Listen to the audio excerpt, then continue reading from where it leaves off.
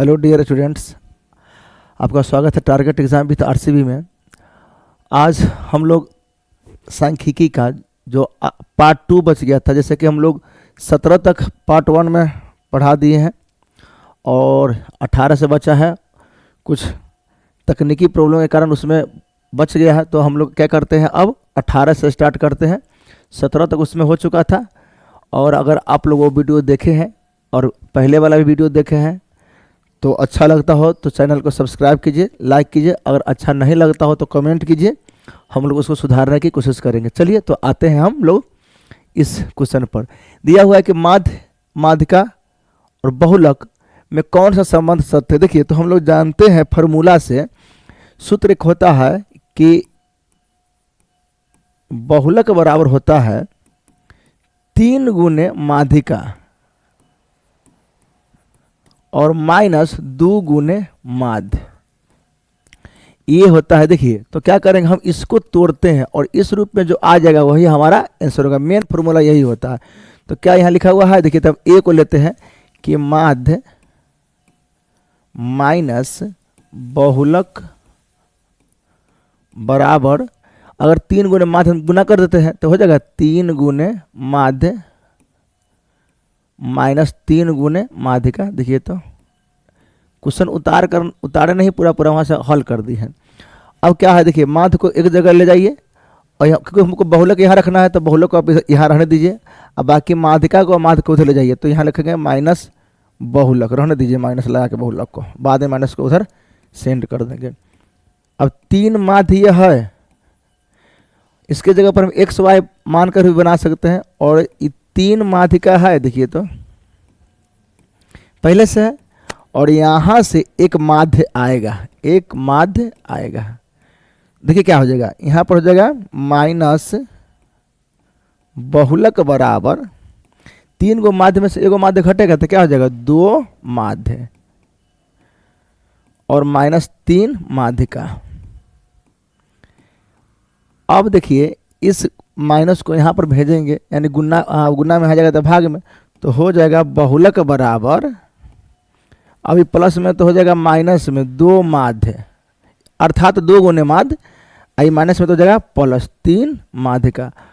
अगर इसको आप सही रूप से लिख लीजिएगा तो हो जाएगा बहुलक बराबर 3 गुने माध्यिका या 3 माध्यिका, वही होता है, और ये माइनस 2 गुने माध्य। देखिए, तो जो हम लोग फार्मूला लिए है, याद किए हुए हैं, उसके रूप में आया बहुलक बराबर 3 गुने माध्यिका माइनस 2 गुने माध्य। अर्थात मेरा ये ऑप्शन सही है कि माध्य माइनस बहुलक बराबर 3 गुने माध्य माइनस माध्यिका। ये आंसर सही है, पहला ही ऑप्शन आ गया। आते आगे, प्रथम 5 प्रकृत संख्याओं का माध्य, ये पहले भी हो चुका है, 18 से पहले वाला प्रश्न में था। तो हम क्या जानते हैं, प्रकृत संख्या किसको बोलते हैं, गिनती की संख्या को प्रकृत संख्या बोलते हैं। अर्थात प्रथम 5 प्रकृत संख्या, फिर से बनाते हैं, प्रकृत संख्या कौन कौन होता है बतलाइए। तो 1 2 3 4 5, क्या निकालेंगे, माध्य। और माध्य बराबर सूत्र हम लोग बहुत पढ़ लिए हैं कि सभी प्रेक्षणों का योग बटा सभी प्रेक्षणों की संख्या।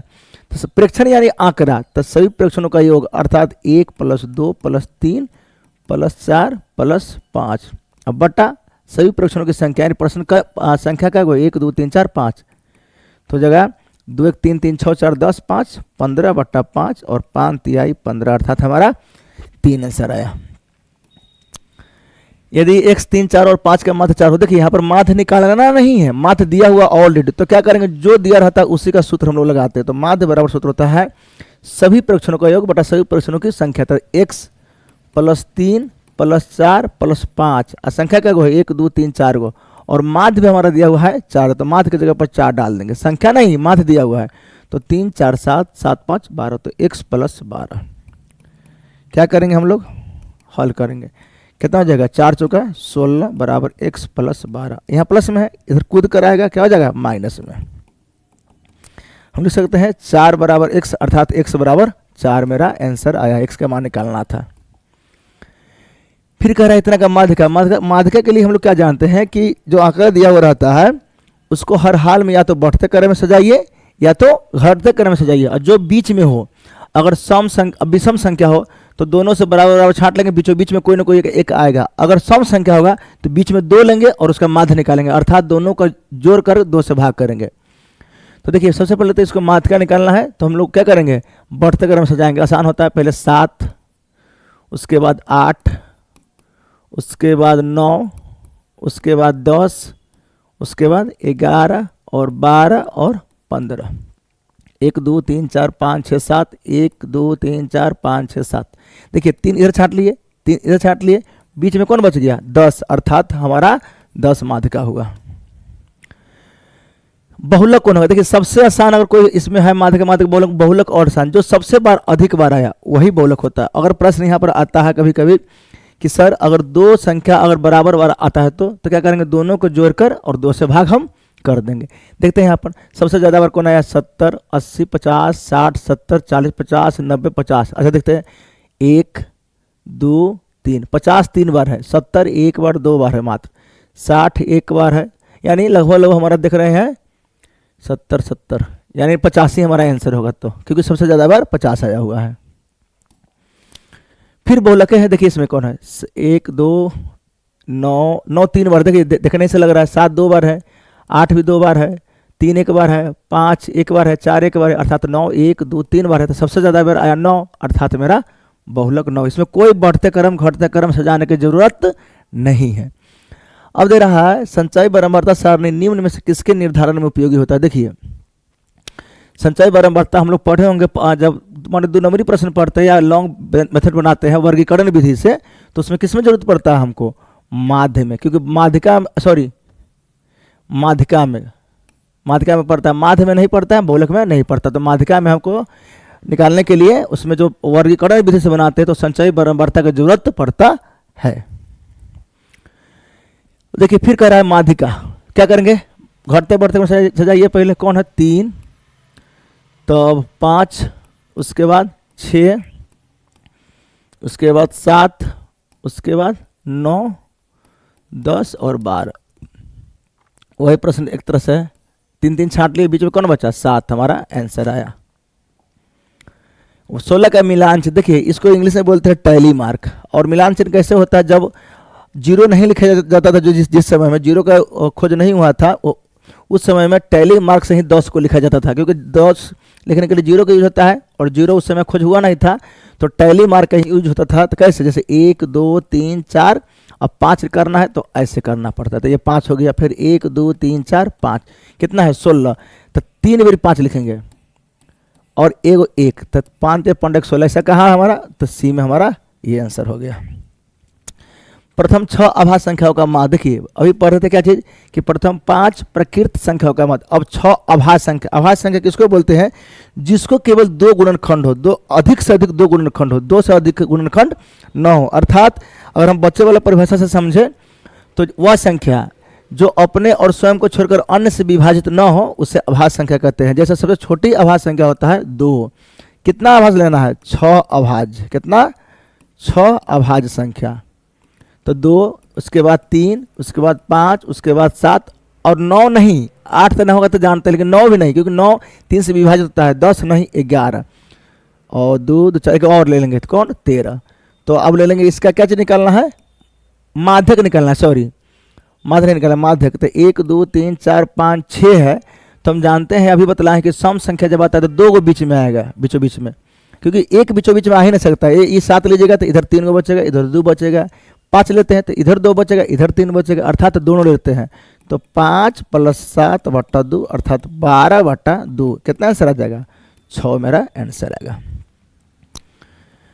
त्वरण खींचने के लिए वर्ग, क्या कह रहा है, त्वरण खींचने के लिए वर्ग अंतराल कैसा होना चाहिए। देखिए त्वरण खींचने के लिए यहाँ जानते हैं, अगर 0 लेते हैं ना तो यहाँ 10, यहाँ 20, यहाँ 30, अर्थात 0 से 10, 10 से 20, 20 से 30, क्या होता है त्वरण, देखिए थोड़ा यहाँ से ऐसे होता है करके, अगर कुछ बड़ा है तो यहाँ से लेते हैं, फिर इसको छोटा बड़ा है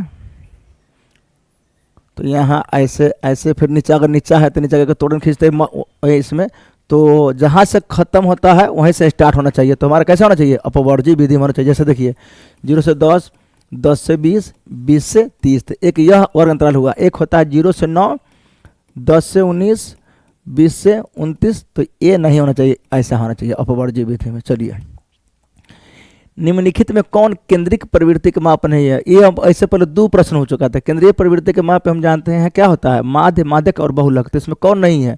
माध्य, माध्यक, बहुलक, मानक विचलन नहीं होता है। प्रथम 10 सम प्रकृत संख्याओं का माध्य देखिए, या तो आप इसको 10 प्रकृत संख्या लिखिए, उसको जोड़िए, भाग कीजिए, नहीं तो इसका सूत्र भी एक आता है कि प्रथम n प्राकृत संख्याओं का योग, संख्याओं का योग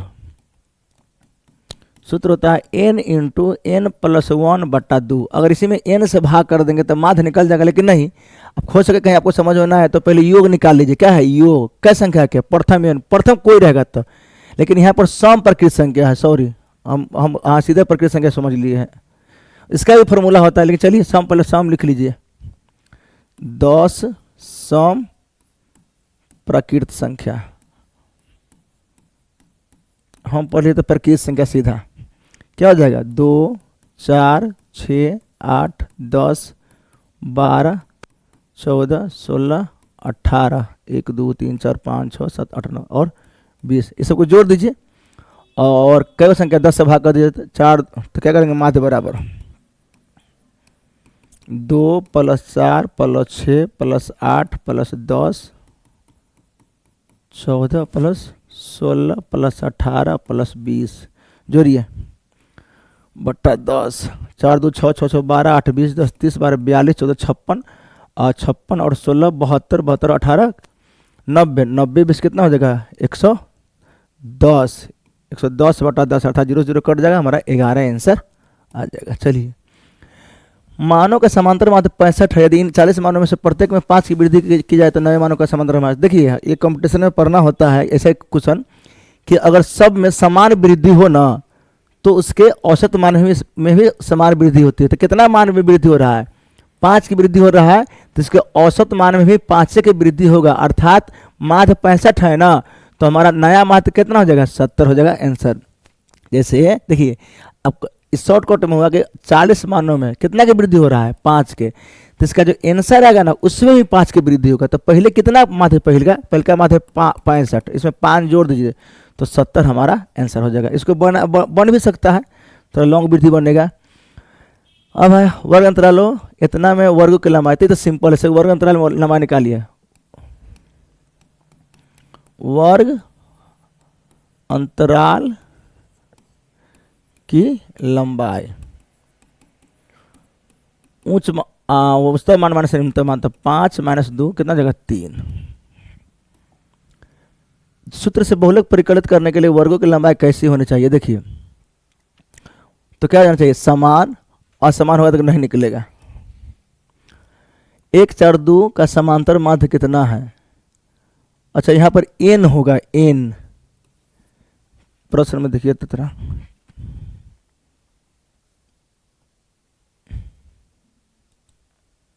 जो है ना n, यहाँ पर n होगा। देखिए तो अभी लिखा था ना कि प्रथम संख्या लिया हुआ है, यहाँ वैसे यहाँ पर 1 4 2 नहीं होगा, 1 2 3 होगा। 34 गोला दिल है। देखिए प्रश्न में यहाँ 4 नहीं होना चाहिए, यहाँ होना चाहिए 1 2 3 4 अर्थात प्रकृत संख्या। तभी हम जानते हैं कि प्रथम n प्रकृत संख्याओं का माध्य होता है, सॉरी प्रथम n प्रकृत संख्याओं का योग होता है प्रथम n प्रकृत संख्या का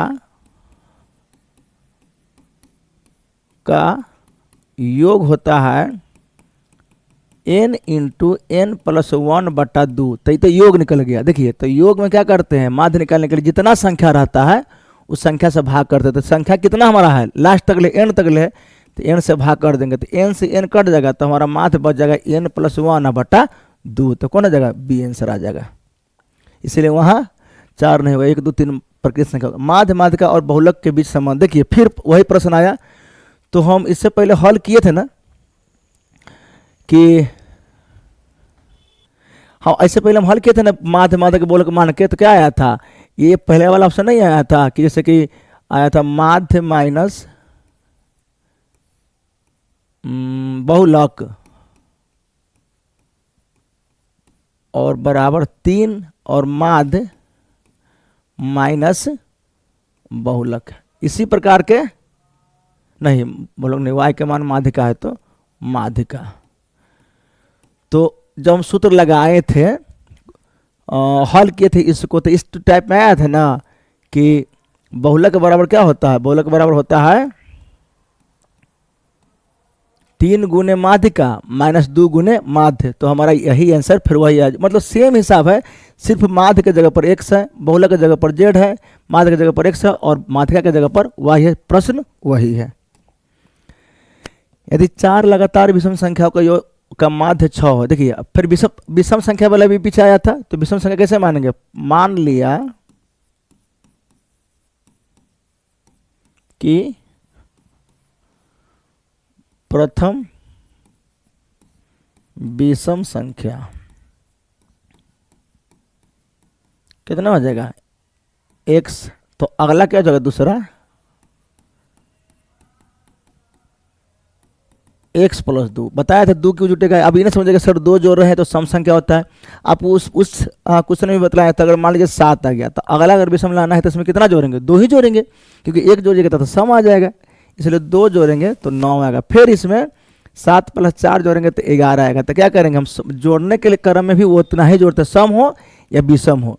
तो x प्लस 2 आया, तीसरा कितना आएगा x प्लस 4 और चौथा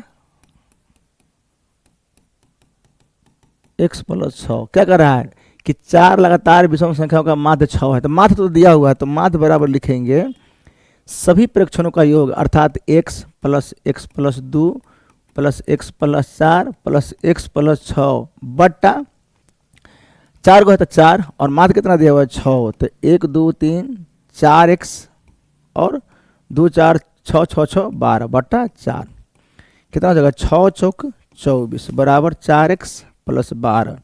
इधर आएगा तो कितना हो जाएगा, 24 में से 12 घटेगा तो 12 बराबर 4x। माध्य 6 दिया हुआ है, एक मिनट देखिए रिपीट क्वेश्चन है, तो क्या जाएगा x बराबर 12 बट्टा 4 x बराबर 3। तो x के मान नहीं पूछ रहा है, या सब विषम संख्या सीधा नहीं पूछ रहा है छोटे का, सबसे पूछ रहा है बड़ का, तो सबसे बड़ का चौथा संख्या होगा, यानी x प्लस 6 अर्थात 3 प्लस 6 बराबर 9। तो हमारा आंसर आ गया 9। बहुलक क्या हो, देखिए इसमें आप आगे एक प्रश्न है, देखिए 2 को 2 है और 2 को 3 है, तो क्या करेंगे दोनों को जोड़ देंगे और 2 से भाग कर देंगे, 5 बटा 2 अर्थात 2.5। चलिए फिर बहुलक आया, अब देखिए दोनों में 4 2 बार आया हुआ है, बाकी सब एक बार आया हुआ है, तो हमारा आंसर आ गया। एक बार मर्तब बनने के माध्य तथा बहुलक क्रम से 28 तो 16, इसका माध्य क्या होगा। देखिए अभी प्रश्न हम लोग पढ़े थे ना कि बहुलक बराबर सूत्र होता है 3 गुने माध्यिका और माइनस 2 गुने माध्य। चलिए बहुलक, अब माध्य और बहुलक, तो ये माध्य है तो माध्य की जगह पर डालिए बहुलक, और ये हमारा बहुलक है तो बहुलक कितना है 28 और माध्यिका निकालना है, सॉरी इसमें दोनों जगह माध्य लिखा हुआ है, एक बार मारता बंटन के माध्य तथा बहुलक, सॉरी यहाँ पर माध्यक है। और देखिए ध्यान से ये माध्य और बहुलक, तो माध्य हमारा 28 है और बहुलक हमारा 16 है, तो यहाँ 16 डालिए और 3 गुने माध्यिका, तो माध्यिका तो हमको निकालना ही है, इसीलिए 3 गुने माध्यिका रखेंगे, या x इसकी जगह पर x डाल दीजिए, हल करने में सुविधा होगा।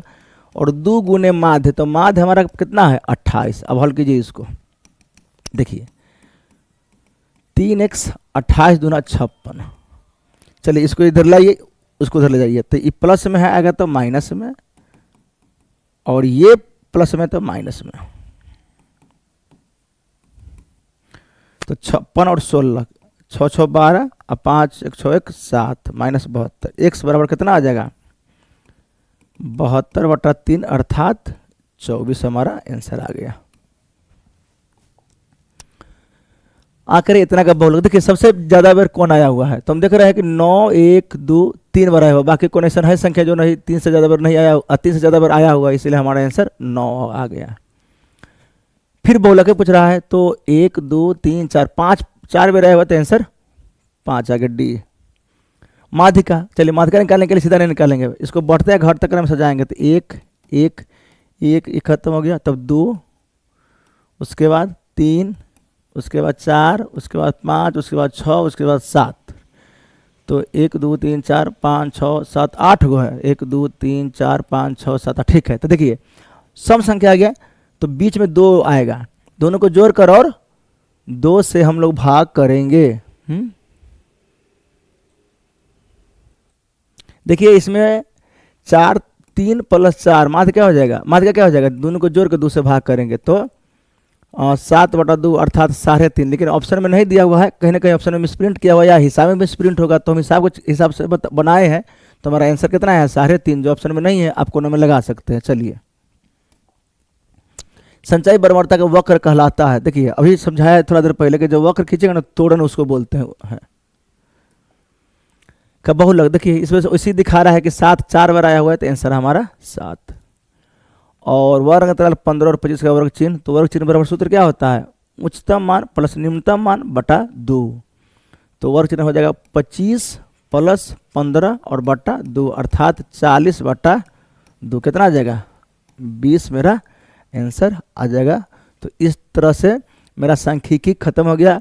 हम लोग कल प्रायिकता पढ़ लेंगे, उसके बाद फिर से स्टार्ट करेंगे अगर टाइम मिलता है तो, क्योंकि टाइम का भी थोड़ा कमी है मेरे पास। तो जब टाइम मिलेगा तो हम लोग क्या करेंगे, जो बचा हुआ है क्षेत्रमिति, वृत्त और हाइट एंड डिस्टेंस उसको कवर करेंगे। तब तक आप लोग वीडियो देखिए, अगर वीडियो अच्छा लगे शेयर कीजिए, लाइक कीजिए, सब्सक्राइब कीजिए। और तब तक के लिए जय हिंद, जय भारत।